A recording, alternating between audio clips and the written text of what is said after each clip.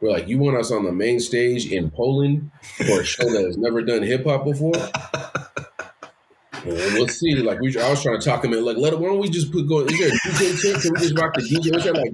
2,000, 3,000 people. Let's just rock the DJ tent. You know what I mean? Why are we trying to, change Poland? They don't want hip hop.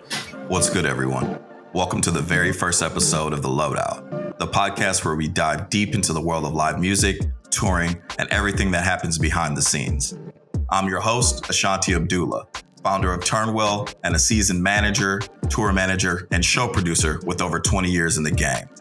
In each episode, we'll unpack the highs, the lows, and the in-betweens of the tour life. From crazy road stories to expert tips and exclusive interviews with artists, managers, tour managers, and industry insiders, we got it all covered. Whether you're a diehard music fan, an aspiring tour manager, or just curious about what goes on backstage, this is the place for you. Today, I'm thrilled to be talking to Rakaa Taylor, better known as Rakaa Iriscience from the legendary hip-hop group Dilated Peoples. Rakaa is a rapper, brand and culture consultant, and founder of the creative strategy agency, Angles. He's worked with top companies like Supercell, Red Bull, and Asics, and even won a Clio for work with Weed Maps. Plus, he's still razor sharp on the mic. Full disclosure, I had the pleasure of working with Dilated day to day during the Directors of Photography campaign, and have been their tour manager from time to time even. We're gonna deep dive into some wild tour stories, the challenges, and the triumphs of life on the road with one of hip-hop's most iconic groups.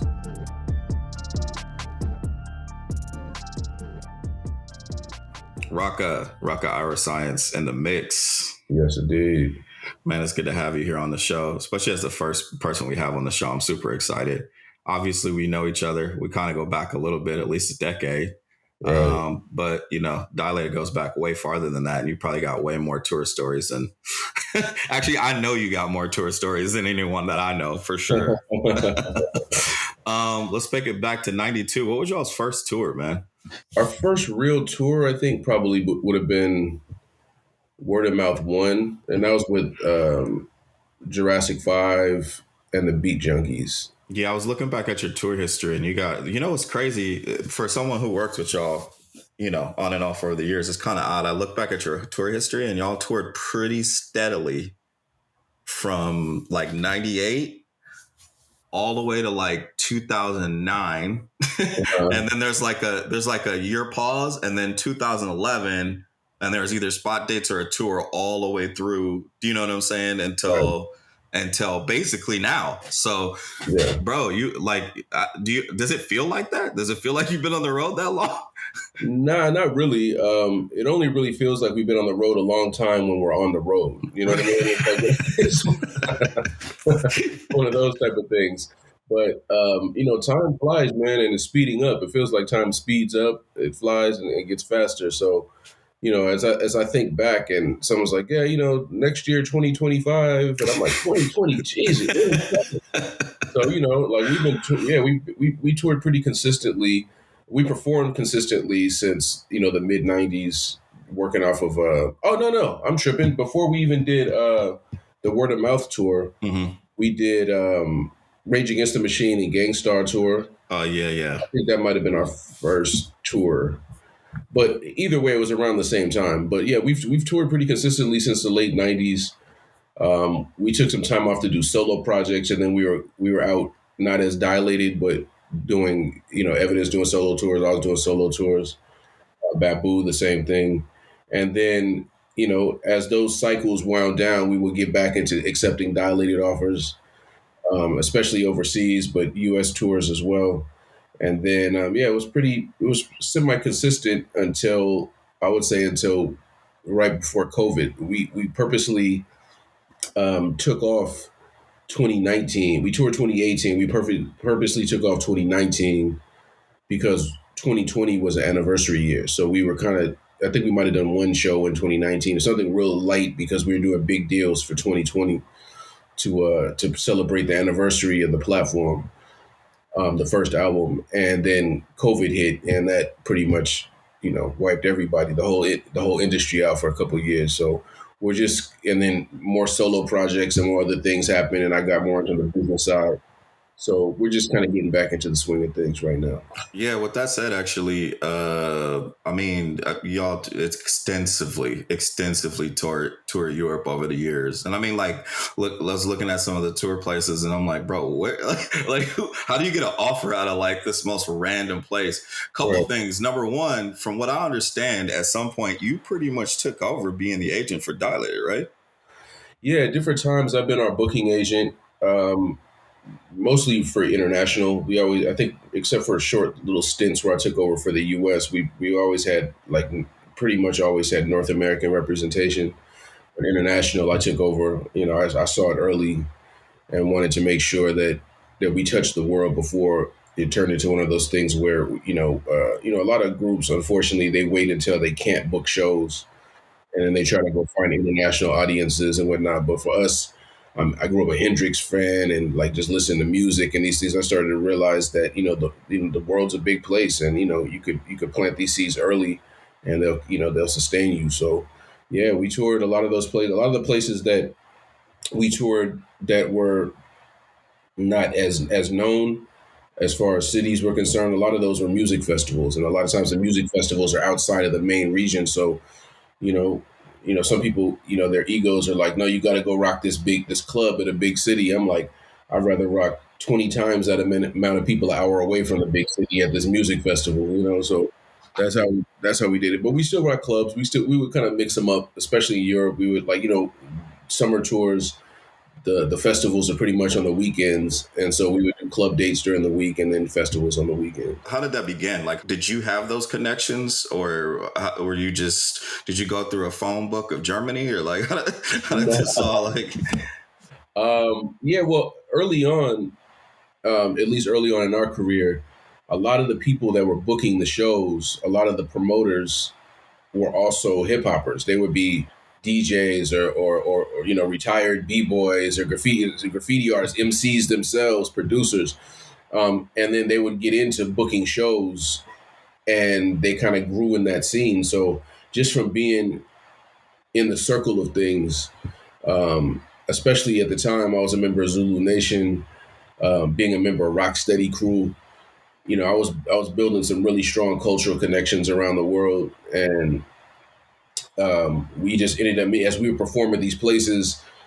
The promoters would, introduce themselves. We'd be cool. We hit it off, and then if we get let go of an agent, they would start reaching out to the scene, like, "Yo, we want to book Dilated." So they reach out to a DJ partner of mine or a graffiti cat or b boy, b girl, whatever. They would reach out to people in the scene, and some kind of way it would get back to me. And through doing that, I started developing my own relationships and started to realize that you know it gets stepped on a lot. Like by the time the offer gets to you, it might go through three or four hands if you're not, and you start to realize how much you're really worth if you deal directly with the people as opposed to becoming, part of that scene. So we started dealing directly with people. I mean, we've had big agents over there as well, and that was good if we wanted to just get placed on a tour of somebody else's tour and they could make a call and plug us in. But that wasn't really doing what we wanted to do to really build up our own notoriety and our own brand and base out there. So yeah, I just connected with the culture, connected with the community, and through that, people started reaching out directly, and I started to realize I could do this myself, very well, very effectively, and kept it moving that way. Where going back a little bit to like from your first tour to your second tour, how different was it for you personally? Like, was it just, I mean, for the group, was it just a major difference, or were you guys just getting into it? I mean, your first tour, you don't know what the hell you're doing. Yeah. So like, explain to me like how that felt. And then from that first tour into the next tour, what kind of things you brought with you? Main thing that I took away from, that I remember about growing in our tours and just our shows in general was the length of the show. When we first started touring, we'd be up there doing, a hot 15 minutes, you know what I mean? And we would put all our energy into 15 minutes, blow out our voices, we're going crazy. And, where we are now, like, yeah, festival might be 40 minutes or an hour or something, but some of these club dates, we've done 2-hour club dates, things like that. That's not our normal club time. Usually it's like 75 minutes or something like that, 90 minutes.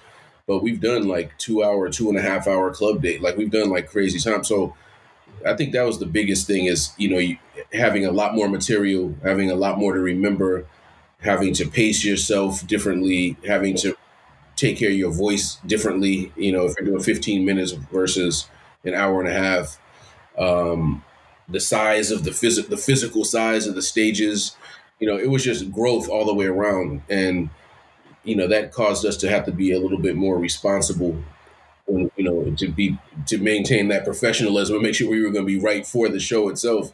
We couldn't treat the hour and a half show the same way, headline show the same way we were treating a 15-minute intro set, or whatever the case may be. So that was probably the biggest thing. And then also from our first tour to tours happening after that was recognizing how expensive it can actually be to tour. You start getting offered like, yeah, we're going to pay you X amount of thousands per night to go do the show. You do the math in your head real quick. Like, oh, we got 30 shows. We're about to come back and put a down payment on the house. And you get back and they're like, okay, it's $1,000 a day for the tour bus. And then, this amount to advance the show. And you got to pay for the crew and you got to pay taxes. And, you got to do this. And by the time you get it, it's like, all right, you know what I mean? Like it's not a business. It's a business. It's a whole business. So, you got to, plan accordingly and set expectations accordingly. When you guys first started, did you have a crew or did you kind of build your crew like over time? I assume you were on Capitol at the time, right? When you went on your first tour. We had a crew as far as like in the streets, you know what I mean? Like, like that kind of crew, but we didn't have like a professional crew. We would hire tour managers early on. We have various people, but one of the tour managers that really helped show me how tour management actually works, how touring works, and was also somebody we could always count on was a guy named Lalo Medina. Okay.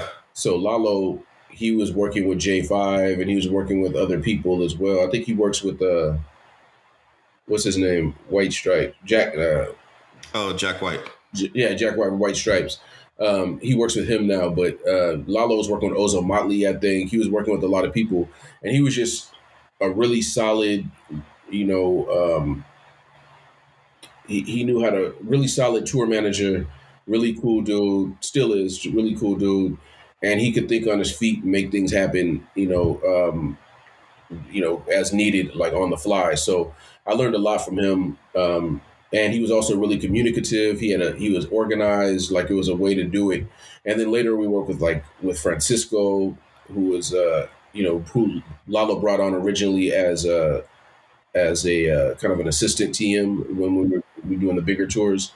But we've worked with a lot of different people. We had a dude named Kiko Mata, who was out of Colorado, out of Denver, I believe. He worked at the Fox Theater in Boulder, and he was our sound tech for a lot of tours. He also worked with Jurassic 5. So yeah, over the years we've had some really good people. Early on we had a good base of people to make sure that everything was going right when it came to touring. I think that look, from my side and having tour managed not only you guys, but actually there are times when I was at the label or when I've worked before where someone couldn't, I managed somebody and they just couldn't afford a tour manager. Right. And once again, for the economics of it, I had to just jump in and be a tour manager, right? And I learned kind of my flow of it. But ultimately what I learned was once you understand the flow, especially if it's more than one person, right? Because the flow of one person is pretty easy to get down pretty quickly. But when it's multiple people, really learning the flow of those people, how they interact with each other, and then what are the needs that everybody has. As long as everyone's needs are taken care of, the show goes well. And then outside of that, you have to take care of the needs of the venue, take care of the needs of kind of everyone, all partners involved. You really are the glue of like making sure that everything runs smoothly for that night. So I give it up to some of the big, I know tour managers on these massive, massive tours. And I'm like, bruh, I don't even want to see like Kendrick's team, people like that. It's like multiple tour managers. You know what I mean? It's like tour manager plus assistant plus assistant plus assistant. But yeah, I mean, so how tripped out were you after the first few tours when you were making those calculations like, oh, we're getting paid this much. And then you're like, oh, damn, we didn't realize we had to pay for all this shit. I mean, it was definitely a rude awakening. It's one of those things that you can't be mad that you don't get the answers to questions you didn't ask. Right. So like it to me, it just became a situation where um, it became really important to know what to ask and to know how to set those expectations. Because what would happen is, I was some kind of way a lot of the times. I'm not sure how it happened, but over the years, I became kind of like a point person for the group.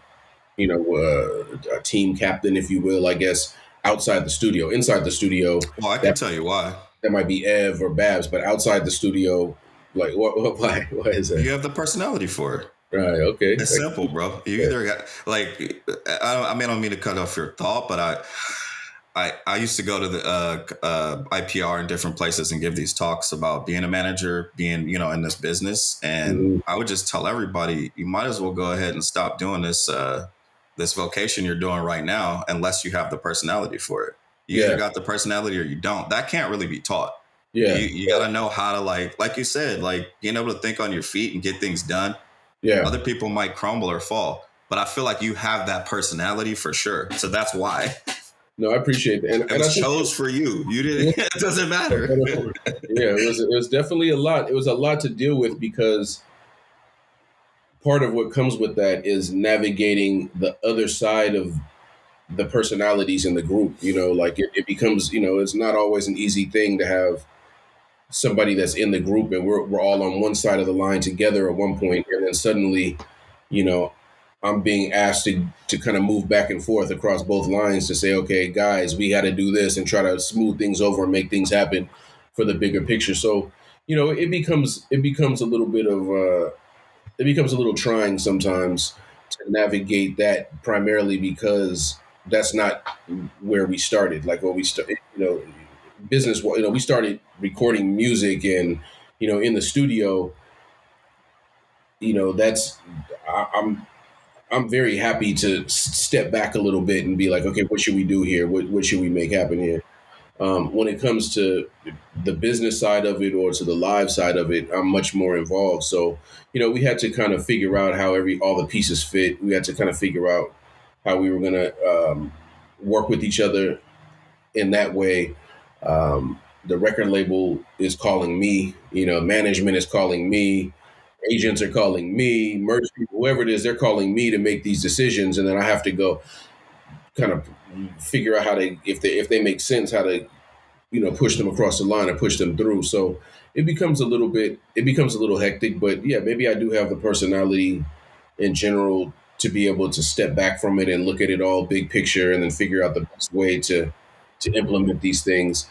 But yeah, it was a little bit crazy at different times to deal with that, but ultimately we all respect each other, and that goes a long way. That goes a long way when you're in a group. That respect being a base, that appreciation that we're all here for a reason, and that we all bring something different to the table. But it's just about being able to move, and then you also got to keep in mind that during the same time, Ev is really focusing on his solo career at a certain point, and also doing Dilated. Babu has always had a focus on his solo career. The way we set up Babu's deal was different than our deal, so he had the opportunity to take all the get all the benefits of being in in Dilated Peoples, that from the label to management to everything else, insurance, everything came. But he also had a little more flexibility and freedom. So immediately he was out doing solo Babu duck season projects on Sequence and Nature Sounds, I think, and like other things that we weren't able to do Right. until a little bit later. So yeah, there were a lot of dynamics, and the dynamics kept shifting, but we Yeah. made it work. I think speaking of that, I think a lot of people, a lot of younger artists that I talk to and spend time with and around, they tend to kind of lump everything together and don't realize that like the music business is different pieces, and there's businesses inside of that business, right? So Right, recording and releasing music is one part of it, and right, touring is a whole separate business, right? right. A lot of the artists that I talk to, I'm like, you set up a touring entity. It's a completely separate thing, and it's a separate business with its own set of insurance and its own set of people that are working at certain times and its own set of life. Um, and then merch is its own separate business as well. Right. Right, you can't really, yeah, you sell merch usually based off of your shows and things of that nature, but they are separate businesses and you kind of have to treat them as such. Yeah. um Yeah. Absolutely. and like nowadays, I think that, obviously touring is very different than it used to be. If you can, think way back, even you think like early 90s, a lot of the bigger cats would play like large markets, New York, LA, blah, blah, blah. A lot of these minor markets weren't being played at that time. They'd go out and hit the road. They were still selling records. As that kind of changed and records started to maneuver and streaming became a thing, now you see Lil Wayne hitting Ames, Iowa. You know what I mean? Or like all these little minor markets. So I guess I said all that to say, like, the touring business it's what's making money now. Touring and merch is what it is. Yeah. Are you feeling like when did you feel like you saw that shift? Did you ever feel like you saw that shift? Is that something that you guys, or you specifically, were aware of? Yeah. I mean, you could feel the shift happening. We were always kind of a unique group in the sense that, we always felt that, the record label didn't get on board with us because they really respect the culture, or record labels that we've had multiple labels, but they didn't really get with us because they respect the culture. They didn't really understand necessarily what made us special. We got two MCs and a DJ and some turntables and some microphones, and it wasn't gimmicky. It wasn't anything like that. But because the people were showing up, because we invite them to a showcase and they couldn't get in because the fire marshals would tell them it's at capacity and there's a line down the block outside, they can't get in, or because DJs were keeping us in rotation and these things. They I think a lot of the times the interest came from them recognizing that we had a direct connection with the people, and they didn't want to lose out on that. So as a result of that, we always had this kind of thing where we were, you know, too small to push, like Ev says, too small to push, too big to drop. Yeah. And so we were kind of caught in this weird middle ground where we weren't making pop music. We weren't consciously making pop music to try to break into the charts.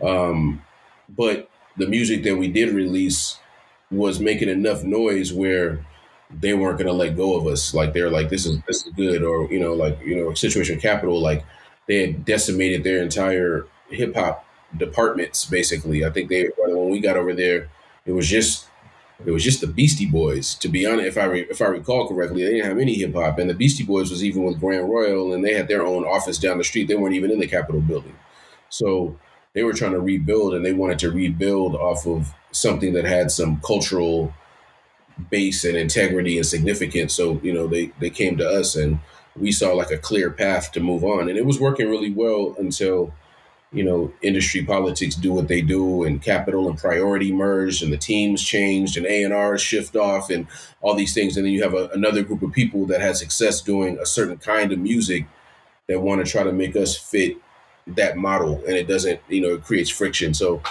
there was definitely changes that we felt. Streaming happened, just the internet in general, becoming a much bigger factor in music. It kind of decentralized things, for lack of a better word, and we could definitely feel that. But at the same time, because we didn't really have that label understanding and that label support, we already hit the road. Like you were talking about before, like we were in these cities, we were already doing these festivals, we were already in these places internationally that a lot of people had never been.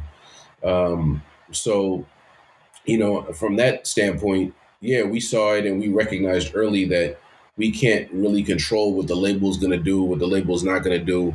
We can't spend their money for them. We can't force them to spend a dollar they don't want to spend. They're not contractually obligated to spend. So it was up to us to go build out our own base and our own relationships and tell our own story directly to the people. And that's what we did. And this is a lot of what happens now is that these kids that lump things together, like you were saying, um, a lot of them came up in the 360 deal era, so they lump it together because it's kind of been presented to them as something that's lumped together because that fits the labels. But for us, we already knew like this is something where we got to really put whatever we're working on. We got to put everything into it, but we can't not tour because the record isn't multi-platinum. Like we're headlining this festival and there's multi-platinum artists opening for us because they don't have a connection to the people. They have a connection to the program directors at radio or whatever. Right, which is a very different thing. So you did it the smartest way, in my estimation, and a lot of people aren't going to be able to do that either, is like kind of just always be hitting the ground and being out on the road no matter what. Outside of whatever's happening at the label or what's happening in the business altogether. There's only a few, like, it's funny because there's a lot of indies that did it, but y'all happen to be on a major, but operating as an indie, like, group. You know what I mean? I mean, to me, then you probably were able to pretty much protect your price for a long time, I assume, since you were doing it on your own.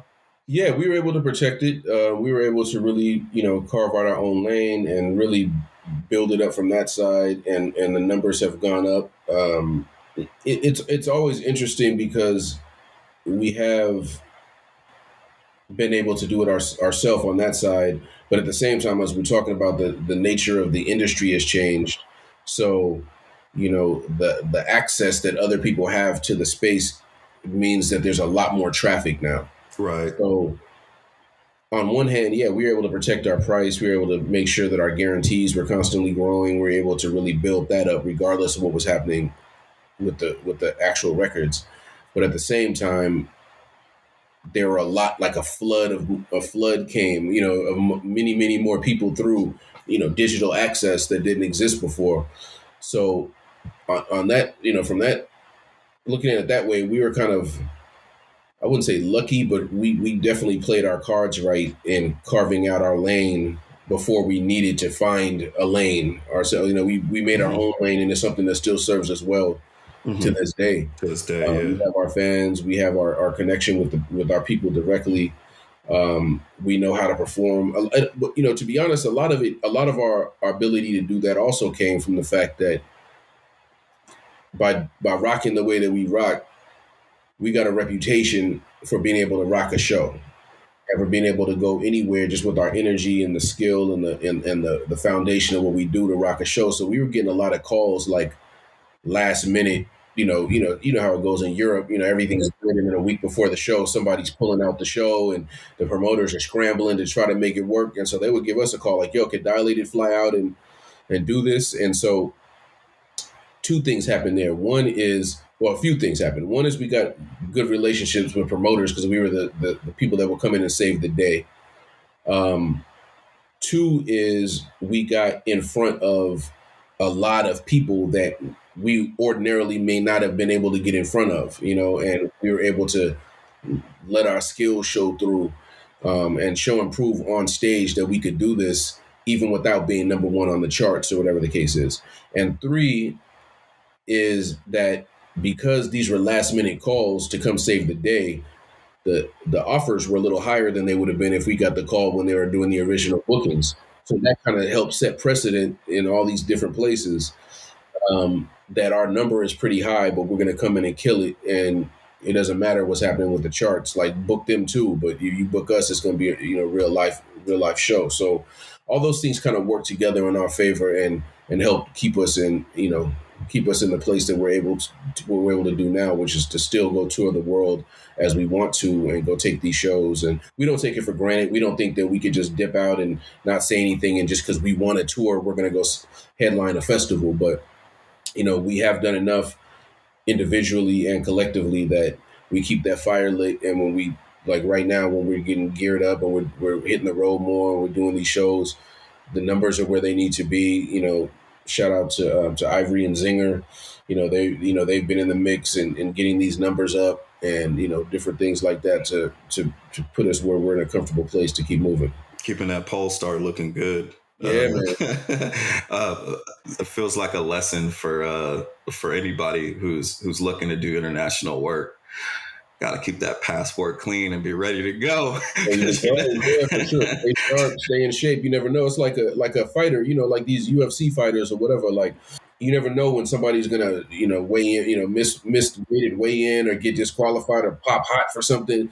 So stay in the gym, stay sharp, keep your skills right, and keep, like you said, keep the passport current. Yeah. Make sure everything is taken care of because you might get that call that could change your life. You step into a last minute situation and walk away with a belt or at least with your stock at a higher level than it was before. Now you're in a position to negotiate and make things happen. So, what's the biggest show you guys played?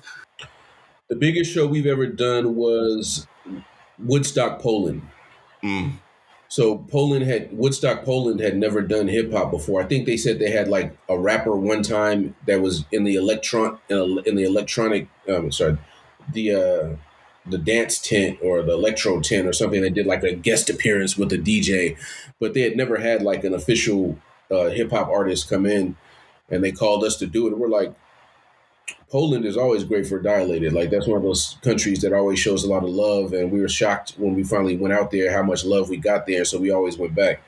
But doing Woodstock, Poland, they called us and they're like, "Yo, it's going to be 1 million people over 3 days, and we want you guys on the main stage." We're like, "You want us on the main stage in Poland for a show that has never done hip hop before?" We'll see. Like I was trying to talk him in. Like, why don't we just is there a DJ tent? Can we just rock the DJ? What's that, like 2,000, 3,000 people? Let's just rock the DJ tent. You know what I mean? Why are we trying to, change Poland? They don't want hip hop. But no, they were like, yo, like, we want to do this. The promoter, the owner of the festival, the person that runs the festival, he checked you guys out. He really likes your work. He wants you guys to be the group that brings hip hop to the festival. So yeah, we went out there and we didn't know what to expect, man. It's all rock. Like we got there, it was like biker gangs lining. It was like a whole thing. We were like, yo, this is crazy, yo. Like I don't know how this is gonna go. I look at Ev, he's over there tapping his foot, he's nervous, like just because it's like, what do we expect? Like there's I forget the name of the group, but there's a rock group on before we go on. We peek out of the crowd, you can't even see the back of the crowd. Like it's like 300,000 people or something out there. And as soon as we hit the stage, we just killed it, man. Just rocked it. And it was one of those things that really let us know. Before that, it was Hip Hop Al Parque in Bogota in Colombia, and that was like 100,000 people. But Poland was three times. Like that's got to be such different energy than like a club show. Like, I mean, how do you know what I mean? Do you just go up and try not to look at anybody or how does it like? It's weird because, from my perspective at least, when I rock a club show, I'm rocking a room full of people. Mm-hmm. When you rock 100,000 people or 300,000 people, it's like you're performing for the ocean. It becomes one big wave of, you know what I mean? Like you can zero in, like somebody has a big flag, somebody shoots fire in the sky. There's people, that are holding up signs, big, pictures of your face. You know what I mean? Like there's, they print it out. Like there's things like that happen that make you zone in, or maybe, you find one person that's just going crazy, rapping along, and you give them some. But for the most part, like 250,000 people, half of you're talking about 6 figures of people. That becomes like a thing. That becomes like a big, it's like own thing. Yeah. Even the wave of how they're jumping, because the sound travels to the back. It takes a minute for it to get back there. So, you're like, throw your hands up, and it's like you can see it kind of go back as the sound reaches. Or sometimes, like they'll even have to have like another set of screens like halfway through the crowd, because the people in the back are so far. Otherwise, they wouldn't even be able to see the show because that's how far back they are. So, yeah, it's crazy, man. It's a crazy feeling. What was the smallest show you guys ever played that you can remember offhand? I remember we did a show. I think it was on. I feel like it was on the Word of Mouth tour. Maybe it was on the Word of Mouth tour. I feel like it might have been like Atlanta.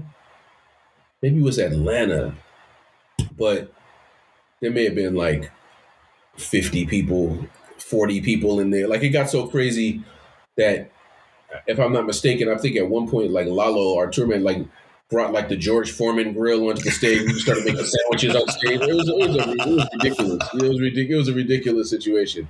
But yeah, like that was probably, if I remember correctly, I think that was one of the word of mouth tours, and we just laughed about it. It was funny to us. Like it was like, all right, we're not gonna win them all because every other show is sold out 2 nights, this, that, and the third, and we hit one where it's like, ooh, that didn't go well. You know what I'm saying?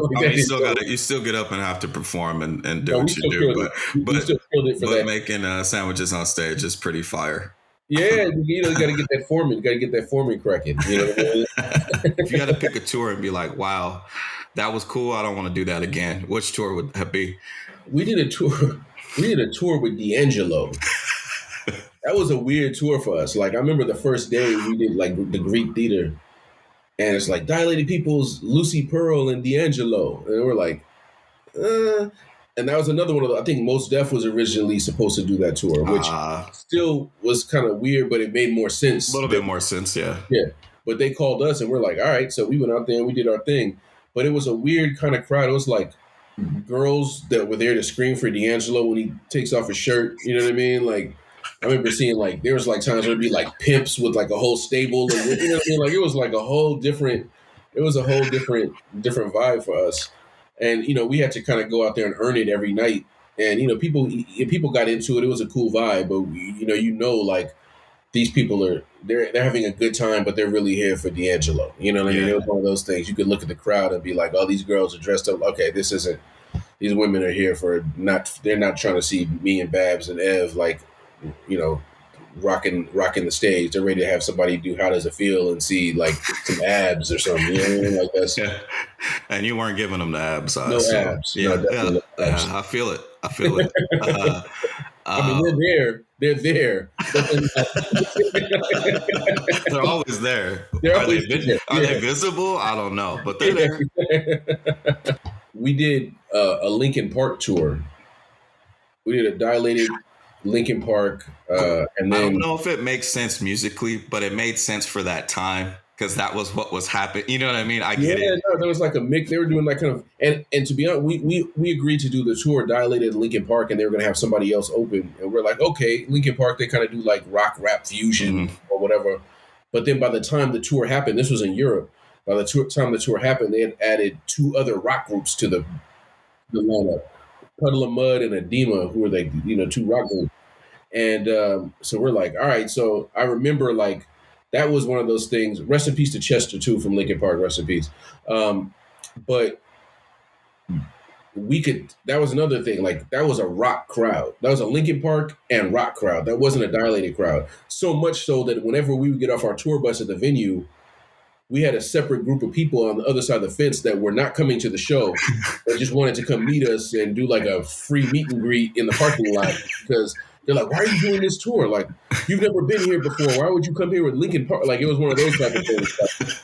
I tour managed you guys on that show going up to, it was in Ukiah. It was like Northern California. I can't remember exactly where.